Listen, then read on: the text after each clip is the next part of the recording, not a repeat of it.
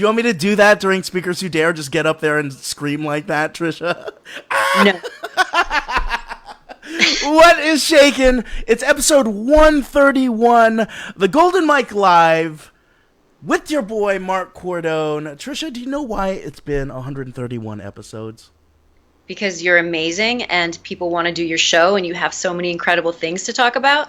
That is a good guess, but the true answer is no one can cancel me. No one can cancel me. I produce the show. I respond to no one. I'm my own boss. It's been 131 episodes, and I want you to listen up, everybody, because everybody here watching, even Tricia, myself, we all have different experiences in life. Different paths that we've taken. And with that, we have the ability to tell our stories, our unique stories. And you know what? If you don't tell it, it's lost forever. It's lost forever. And so Tricia Brouk, our guest, is here. But first I want to introduce her. She is an award-winning director, right?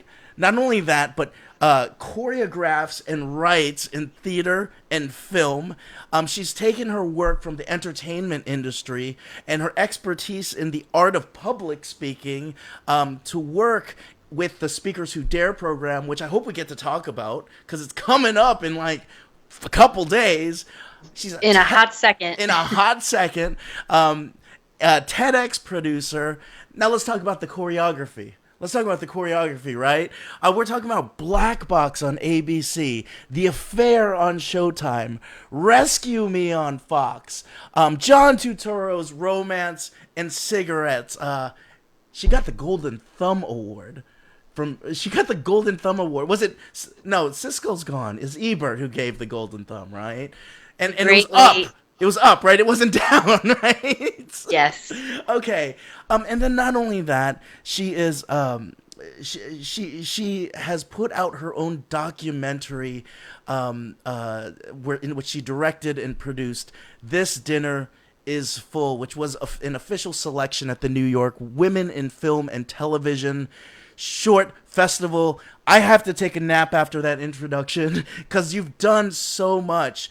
We've got another show that she's producing called The Big Talk Over Dinner, which is a new TV series. We're gonna get to talk about that as well. But I have to introduce her this way. With all of those things, I met Tricia maybe about 18 months ago, right? And we were at this networking event in New York City. I'm scared out of my mind meeting all these people, blah, blah, blah, blah, blah. I run into Tricia, and she's the most down-to-earth, cool person. We're rapping, we're joking. And then later on, I find out that she's done all this stuff, and, like, she's worked with Christopher Walken, so I got all nervous again. But, like, Tricia, it is amazing to have you back on the show. It's been a year, but how things change in a year, my friend. Things change, don't they? For both of us. It's so great to be back, Mark. Thank you for having me.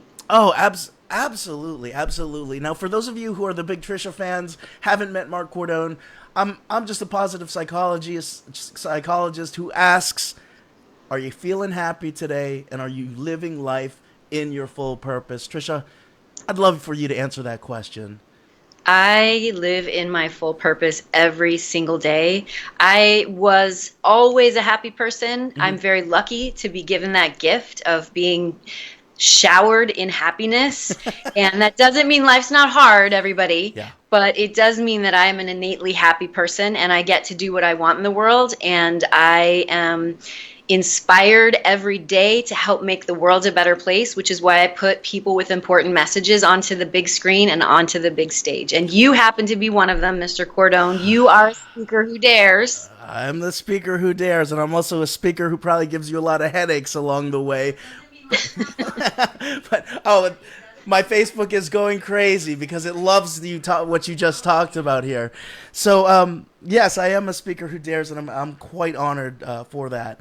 I actually, before we talk about speakers who dare, I want to talk a little bit about your own life, because you're talking about doing what you love. You're in full happiness and you're in full purpose. Has it been like that ever since you were little Tricia? Little Tricia had a poster of Baryshnikov on her wall. Oh my gosh. And knew that she would move to New York City and dance with him. So I did. I've been very, very clear with what I wanted to do and how I wanted to do it. It wasn't clear to me that I wanted to help lift other people up to the highest place I could until I was finished with my dance career. My dance career was about entertaining people and making people feel something while I was on stage. And when I decided to turn the tables and get behind the scenes and realize that I could change the culture of what it means to lift people up. You don't have to yell at somebody in a rehearsal. You don't have to be mean to somebody to get them to do what you want. You don't have to be a director who is a tirade in order to get a good performance. And that's when I knew I had an opportunity to change what it looks like to help people do their best. And that's what I do every single day. Now, without naming names, it sounds like you may have had a director or two that did do it that way, sort of the screaming and the... It's very common. Dancers are yelled at. Dancers are asked to never speak. They're just asked to do the choreography. So it was what we all grew up with. It's not atypical. But I knew that there was a way that you could bring compassion into the room and create a safe space and get equally as good, if not better, a performance out of people. And I became very, very impassioned about how to do that. And I continue to do it with my speakers. I continue to do it with my actors. I continue to do it with the young people that I mentor. It is my responsibility to share what I know with people in a way that is inspiring, loving, and motivational. Now, when you were moving over, when you were transitioning from, dancing, being, the forefront of stage to sort of being the director now, being the choreographer, was that tough for you? I'm a Virgo. I'm really organized. I'm also really clear with what I want, and I understand how to get it. So it wasn't a strange transition. It was a very organic transition. Okay. What I wasn't sure about is if I could actually get people to rise to their full potential. And that is something that I was able to witness over and over again. And that's because I create that safe space for people, and I reflect back onto you how amazing you are. All I'm doing is being a mirror for you. I hate to, no, whatever. I don't usually throw in my own 2 cents, but I am, like, as someone who just did a rehearsal with you yesterday, I have to say that I had that old school mentality that, here we go, I'm just going to get all the red pens and the markings and the shouting and the dudes, again, no. And, like, it was the most, it was like, I just felt like a better person at the end of it. Like, I felt lighter. I was so proud of what I had done. And so I thought, it was amazing. It was an amazing experience, in terms of what I went through. And I was like, wow, if people went through that in, like, education and, like, other things, like, we'd have such an amazing world, because, like, not only was my speech getting better, but, like, I was feeling better myself. I was feeling happier. So it was really, really cool. Now, Thank you. Thank you. So let's go to this idea of the narrative. Everyone's got one, and it sounds like, especially with two of your big projects that have happened recently, one being the Big Talk Over Dinner, and we'll talk about what that is in a second, and then the second one being Speakers Who Dare. It really focuses on either bringing people together, telling their stories, telling daring stories. And let's start with the Big Talk Over Dinner, which is the new TV series that you're about to launch. What was the thought behind that, and what were the goals that you have for anyone who watches the Big Talk Over Dinner? I sit at home with my husband and we watch MSNBC, and we're both having the same opinions. We're sharing the opinions of the people who are on the series. And I realized I need to teach people how to have mindful, thoughtful conversations with differing opinions because it's not happening. We all choose our channel. So I thought, how can I do this? Well, I'll invite people to have dinner with me. And each episode will be a specific topic that's really hard to talk about, like politics, like race, immigration, gender, marriage, and of course, arts and entertainment. I had to throw that in there. Of course.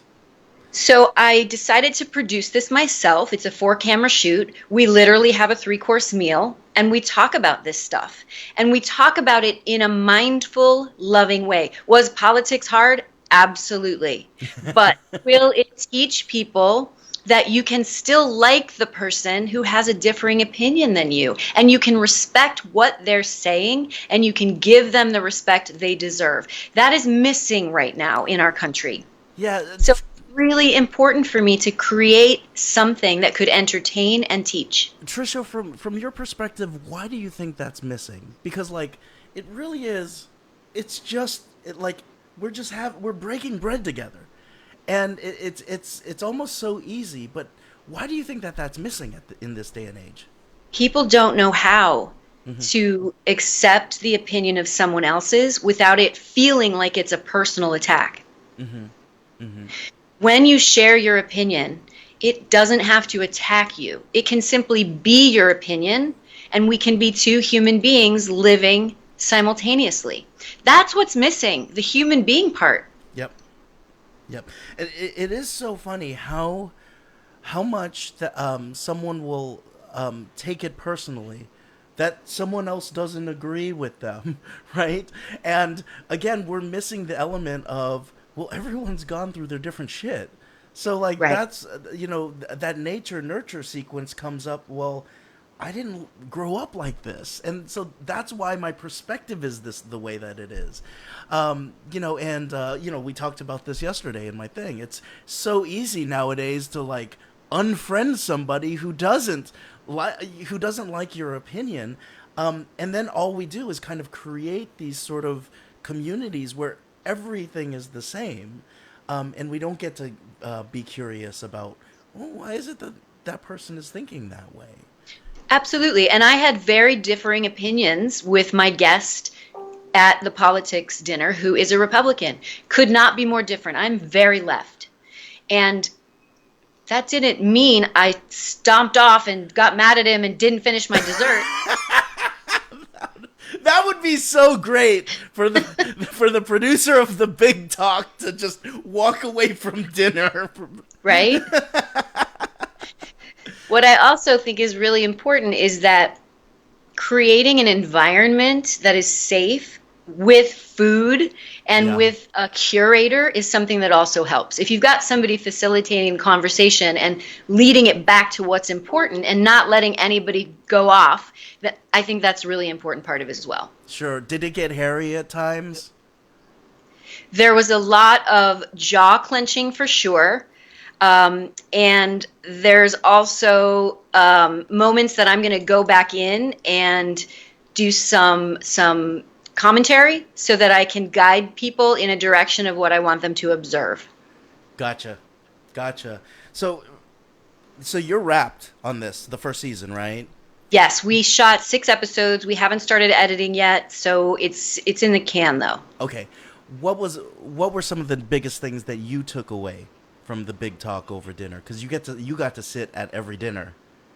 I did. And every dinner became my favorite after the dinner. Oh, you told us we were your favorite. Ah! You all were in that moment my favorite. Absolutely. One thing that was really special for me was that you all stayed connected. Mm-hmm. Everybody who met at the dinner connected with each other, and I see you now staying connected on social media, and that really means something to me. I thought that was really special. The other thing is the willingness for people to be able to open up and be raw. Mark, you were on the race and immigration episode, and we talked candidly and lovingly. Yeah. And I learned more than I thought I would, and that's another takeaway. We all think we know so much more than we actually do. it's it is so true, and there was something. There was some sort of shared experience there, like when y'all go and watch the final take. We literally sat down and we ate dinner, right? And like, the guy next to me, we were playing footsies, like you talk, right? Like there's all these little things that I remember, but the one thing that I do remember was after it wrapped, we went downstairs and we just kind of shared hugs, and it had like the way that a sense of belonging was formed so fast was really, really, really amazing. And that idea that you can have controversy with civility, I mean, I've never seen it being happen so fast. What did you put in our water? That's just the homemade pasta from et cetera, et cetera. It's the homemade pasta. The homemade pasta from et cetera, will do that. And, I want to move to what you're doing now with this idea of Speakers Who Dare. Speakers Who Dare it's going to be next Tuesday. We've got 20 people. And then what, is it 2 or 4 performances that are... Yeah, we've got 4 performances. 4 performances that are going to be a part of this. And the very first thing that I want to ask you is, we're already in a world that's inundated with big idea talks and other arenas where we can speak at. What's the difference between Speakers Who Dare and any of those other big idea type of talks? I put diverse speakers with diverse ideas onto my stage to say what we are thinking. That's really important to me. Okay. And I think that it's true. I mean, let's look at what's going on here. I mean, I'm not going to go too much into my speech, but I wrote my speech, and the first thing that I had talked about in my speech, I spit on somebody. And I thought Tricia would be like, absolutely not, inappropriate, blah, blah, blah, blah. And Tricia's like, no, you need to say it with more... like, I was like, oh my God. She's like having me lean into this. I believe we have Jazz... Jazz Bianchi. Oh, don't give that away. Oh, okay, I won't give that away. I won't give anything away then. Okay, there's surprises in here that I know of that are not your typical, rehearsed and memorized type of talks. Now, right. You did this on purpose. I did. Now, I want to just preface... What's the madness for throwing folks like that on the stage? Here's the thing. Being a daring speaker is not limited to being on a stage or on my stage. It is about standing up for what is right. It's about speaking out about what means something to you and what's important in the world. My opportunity to put 20 speakers who dare on my stage is just that. I want to give the world the gift of you because you are saying daring things that we need to hear. My hope is that the community in the audience feels as though they are speakers who dare after they leave this event. They can ask somebody to stand up and give someone else a seat on the subway. They can thank the grocer at the supermarket for putting their groceries into a bag. That is a daring speaker. We aren't communicating with one another. You can say hello when you enter an elevator. That is a daring speaker. We as human beings have an opportunity to make the world a better place, but it means speaking out. Mm-hmm. That's why this event is unique. So technically speaking, everyone watching, whether you're even in New York, we all have that potential to be the speaker who dares. We all can be that speaker who dares. It's just a matter of oftentimes we know inside what's wrong, but sometimes we won't speak up on it. That's right. How many times is a woman at a dinner table or a boardroom and the gentlemen aren't letting her speak? The other people in the room could simply say, and I learned this from an incredible speaker named Carol Lempert, it's about micro supporting. Hey, you know what? Sharon has a really good idea, and she wasn't quite finished sharing it with us. Can we give her the table, give her the mic, let her share that information? So that kind of micro support, that's speaking with daring consciousness. That is. And I handpicked all of these speakers. This is a curated event that you all apply, or I handpick you to do. And that is because I believe in your message. That's because I believe that you live your lives as daring speakers. And I want the rest of the world to have you at their fingertips. Amazing. I thought I won a coloring contest, to be quite honest. I'm just kidding. Yeah, why now? Why now for Speakers Who Dare? Because you know what? You could have easily kept going with other things that you could produce. But why is it now that Speakers Who Dare needs to come to the forefront of what's important for you, Tricia? As a producer, I have an opportunity and a responsibility to help make the world a better place. When I bring diversity together, and when I bring diverse ideas into one location so that we can have an audience experience this, talk about spitting that close, right? The intimacy of being that close to the person sharing this idea, and then also be able to give you all the support that you deserve to share this idea. It's all about putting people who are sharing important messages onto my stage or onto the big screen. I have the opportunity and the skill set to do that, and I'm not going to stop until I get you all onto stage. Well, I love that because not only are you doing, Speakers Who Dare, not only are you provoking all of us to think about, well, it's not just your 8 minutes on stage. You have the opportunity to live daringly, right? Not only is it this opportunity to have this awesome pasta with a group of random strangers on a TV show, but you also have this thing called a Speaker Salon, which I also think is, I mean, I've got quite a few people who've come on this show that have come from the Speaker Salon. And, one thing that I've noticed is many of them will speak up on something that they didn't necessarily speak up on before, or they danced around before. And they'll have I'm like, oh my gosh, you're like a totally different person. What goes on in your speaker? I want the secret sauce. Tell me before Monday.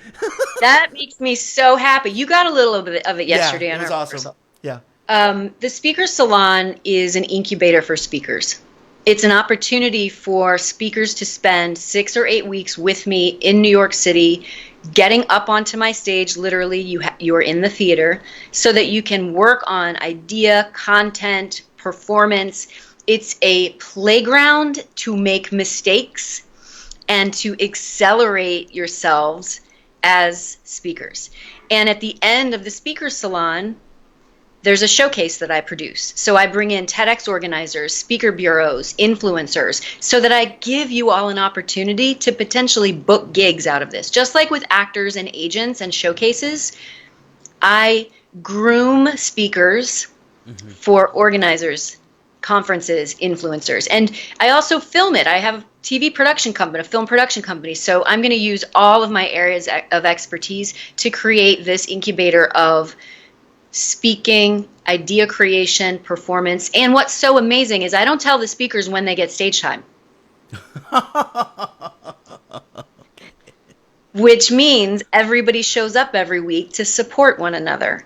So everyone's in the same boat. Everyone feels nervous. Everyone's excited. And by watching and observing your fellow speakers, it accelerates you in terms of your performance.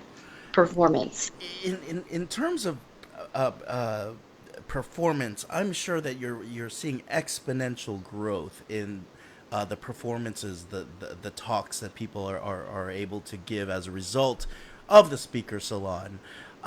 What else? I mean, anecdotally, or just from the side, them going to your Speaker Salon, then coming on my show, I'm seeing a difference. But for you to be there right in the thick of things with them on a day-to-day basis, what are the things that you're seeing that aren't necessarily like, oh, they've got some good speaking chops. They're speaking from their diaphragm now.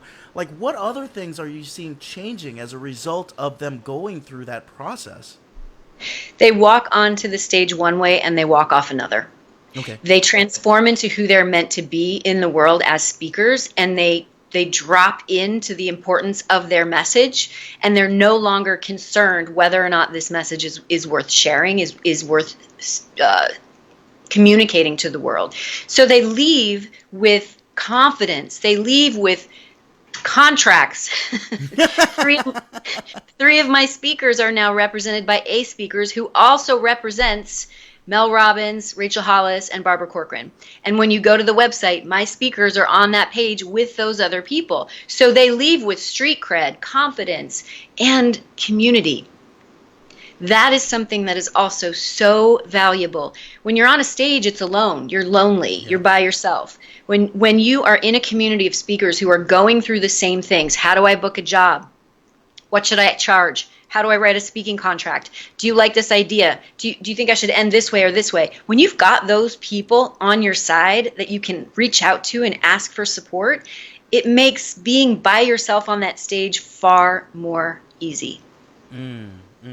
So I want to go down to the person who's watching the show right now and is saying, oh, I really think I have a story to tell. But I think people, I don't know. I don't know how people will react to it. I think they'll write me off, or maybe it's not compelling enough. You know, so-and-so went through a seizure and, a cancer. All I did was go through a divorce or something like that. What do you say to somebody who this was meaningful to them, but when they think about sharing it, they're like, no one's going to want to hear that. When you share that message about divorce, let's say, and you reach the one person who is going through a divorce and may not want to get out of bed ever again, and they hear you talk about this and decide they will, that's why. That's why. When you're not sharing your message, you're being irresponsible in terms of how you can make a difference in the world. That's huge. Are you listening, Mr. or Miss Irresponsible? No, I'm just kidding. Tricia, was there ever a point in your life where you had difficulty sharing your story? I think I share my story with speakers, with the subjects that I shoot for my documentaries, because if I don't, I can't create that safe space for them to relate to me and to feel compelled to tell me everything. This is a vulnerable exchange. Yeah. This is an intimate relationship. When I share my story, it only allows you to share yours with even more authenticity. So I must share my story in order to get you to understand the importance of sharing yours. So with that value of I must, was there ever a time where you're like, oh God, I don't want to share this, but I must? Was there ever a time that you ever went through that? Because like I'm looking at it's easy to look at someone who's been doing this for years and years and years, and it's easy. But was there ever a time where you had to cross that bridge and be like, okay, I'm telling it? I think a great example of that, Mark, is when I was slated to direct the Johnny Carson musical on Broadway. Mm-hmm. There was a lot about this that was really important. A, I was a first-time director on Broadway, and B, I was a woman first-time director on Broadway. And I was being given this opportunity that was huge, one I took great responsibility in. I worked on this project for 3 years. I fell in love with Johnny Carson because I did so much research on him, and he became my boyfriend. And then the project went away. It went away. And that happens to all of us, and I'm not equating losing a Broadway show to death at all. I'm simply saying I had to grieve the loss of that.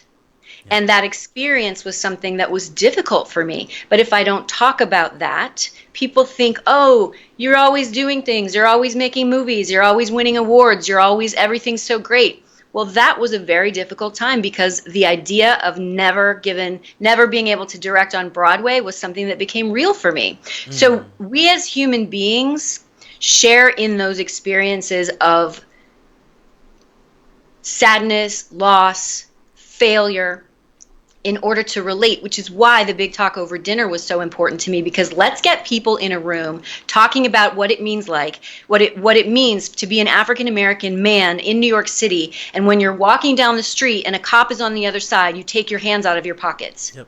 Let's have those hard conversations. Let's hear about what that means, and let me say, you really do that? I had no idea. I need to be more mindful. Thank you for sharing that with me.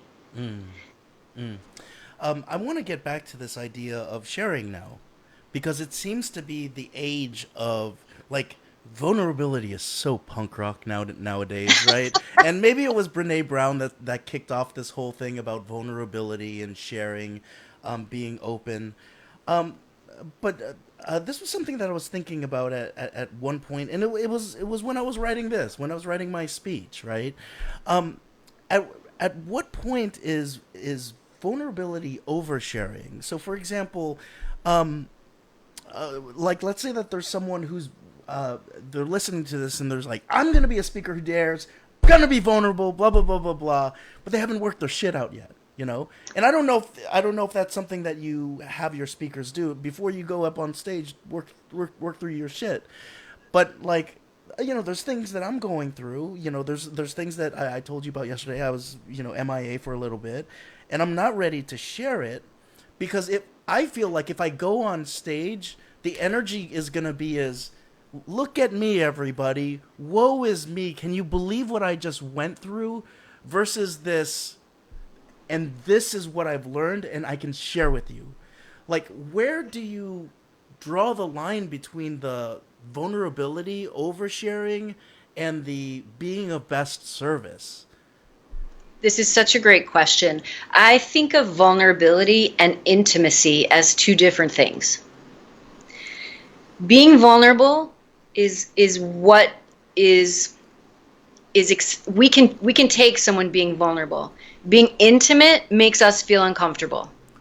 Now, if you have a story that you have not worked through, you're going to do that way before you even apply to Speakers Who Dare or any conference. Mm-hmm. And I'll give you an example. Sarah Montana did TEDx Lincoln Square last year. She applied with an application, a document, not a video, and her talk was about forgiveness. In the talk, she went on to say, my mother and brother were murdered on Christmas Eve. I could not imagine her taking my stage and not feeling bad for her. So I challenged myself to let her give me a video submission. I had to challenge myself because I didn't think she could. And rather than not believing she could, I had to challenge myself to let her prove it. Yeah. Which is what I did. And she gave me the most beautiful video submission I've ever received, because this woman worked through it and was now telling us how to forgive. And she took the TEDx Lincoln Square stage and she nailed it, and she got asked to do a TV series right after that, and she's writing for the Hallmark Channel, and she is on fire because she understands sharing her important message can help others on the road of forgiveness. So when you're sharing something, being vulnerable is different than being intimate. Huge. That is a huge thing to know, because I think maybe I am the only one who thinks this way, but I didn't make a distinction between the two. And vulnerability just means bleh, like throw it out there. And sometimes if we're not ready to, it could cause more harm than good, both for yourself, the people who are around you, and especially the audience. Like, yeah, the audience doesn't come in to be like, oh, give us your energy, let us give us your energy, and like we'll be drained for it. Right. They're coming in to be uplifted. And how many times have you read or seen a post where they're being intimate and it feels inauthentic. Yep. A That's lot. the A difference, lot. right? A lot. A lot. So And I I ended up encourage. signing up for their $900 programs after that. I'm not going there. I want to go back. I want to go back to the big baby right now. The big baby is Speakers Who Dare. How are our speakers doing? Are they all nervous as I am? Are they freaking out? Like, what happens this week behind the scenes? This week behind the scenes, I do a lot of meditating so that I have the space to hold you all up. And I do love doing it. And I'm really good at getting Yeah. you to be your best selves. So I'm available to everyone this week when I'm getting nervous posts. And we have a Facebook group, and everybody is sharing and supporting each other in that Facebook group. So, yes, everyone is going through the same thing. Everyone is self-sabotaging. Everyone is waiting to the last minute to memorize. Not everyone. Lots of people are waiting to the last minute to memorize. Lots of people still don't have what they're wearing. And I think that the nerves and the energy is right on time. And it happens every single time I produce a speaking event like this. Most speakers are not actors. So the process of rehearsing with an actor would have started 9 months ago. Or with a dancer. Okay. So I think that you're all in the same position. The excitement, the desire to do well, the desire to have your voices and your messages be heard, it is collective. And I have no doubt that you're all going to do an amazing job. And you have me and my team and my co-producer, Jamie Broderick, lifting you up. Everything is taken care of. The script is written. The deck is ready. The lighting cues are going to be created on Monday. We have a tech rehearsal. You have handlers to take you from the green room to the holding space to the stage. Everything is going to be super easy. So all you have to do is share your message. So at the end of this, it's gonna be Tuesday evening, let's say, right? The end of Tuesday evening's over. Um, you're probably saying something that's gonna be life changing for all of us. People will be crying and all that stuff, right? And the audience is walking out. The audience is walking out and they're talking to each other. Maybe they're sitting next to someone who they didn't know, but now they're talking to that person and are saying things to them. What is your dream come true with the audience member who is now walking out of the Speaker Who Dares Sway the Narrative program? I would love for everyone in the audience to say, I'm a speaker who dares. And to go make that true for themselves in their lives and in the world. Amazing. Amazing. Amazing. Tricia Brouk, what are you most proud of in your life? Because you have quite the resume. I am most proud of being able to tell my story, help people tell theirs, and to have a ripple effect of making the world a better place. That's what I want to do every day when I wake up in the morning. Okay, amazing. Amazing. One other thing I'd like to add to that. I am also most proud of my 10-year anniversary is coming up with my amazing husband. 10 years. 10 years is 10 years. That's amazing. What are we doing? Yeah. What are we doing for the 10 year? Are we like going far away from your from your speakers who are freaking out? Are we taking a nice vacation? We are doing a vacation. We're doing a little gathering here in New York City with our friends and family from 10 years ago. It's going to be a nice reunion. So no MSNBC that night on the 10 year anniversary. No, we'll pause. We'll pause that. Tricia, I cannot wait to see you in New York. I'm gonna be there on Sunday with my beautiful blue suit, and I just can't thank you enough. And it's not just me. I can't thank you enough for the ripple effect, because the ripple effect, I feel it. I feel it on a daily. As a person who's done 150 shows, I feel it. I feel it coming from the people that you've done the salons with. The person who just texted me that I was in the dinner with that wants me on her radio show tomorrow. I feel it. I feel the community that you're building, and it's awesome. I also, as a person who's done multicultural work, silencing stories is one of the biggest ways for people to forget about our history. And we are living history right now. And I love the fact that you're sort of that modern day historian anthropologist that has people coming out and saying, well, this is the way that it is. This is the way that it is, people. So I appreciate that, Tricia. Here we go. Speakers Who Dare. How many tickets do we got left? I have a feeling we're sold out because I tried to go to the website today and it looked like it was done. Are we Really? I thought we had 20 left, Oh, but there's it 20? might. Yeah. Okay, so there's 20 left. If you are in or around the New York City, you're gonna want to see. You're gonna want to see what's going on. I can't even talk about some of the things because I'm so astounded by what's gonna happen with some of these speakers. Like I'm just gonna be in the audience and I'm just like, how is this gonna happen? I have no idea, and I can't wait to see it. I'm gonna be telling stories myself of things I've never said. I never had, to be quite honest, I never had the cojones to say it. I was ashamed to say certain things. Mm-hmm. And Tricia's given me the permission to be, that's your story. Be proud of it. You know, you learned from it. And now you get to share what you learned with people. It's going to be awesome. In the show notes, you'll see that there's I believe it's an Eventbrite link that I have in there for you. 20 tickets remain. Grab a friend. There's a morning and there's an evening or an afternoon session. You're just going to take a whole day of it. It's going to be super awesome. Tricia, you've been on the show before. But before I do the golden mic with you, anything that I missed, anything that you wanted to talk about? Oh, the channel for the show. What channel is that going to be on?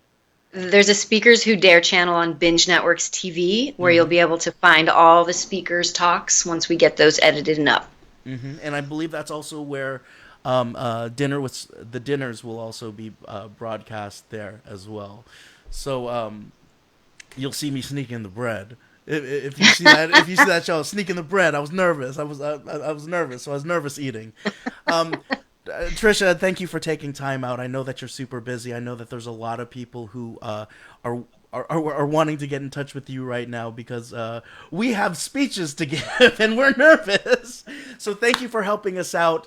There is a golden mic now that is coming down from your ceiling, Tricia, and it's coming to rest in front of you. This golden mic, Tricia, translates into every language all across the world. Everyone can hear what you're about to say. So Tricia Brouk, when I flip the script or flip the switch, the golden mic is live and the world is listening. What do you have to tell us? The golden mic is live now.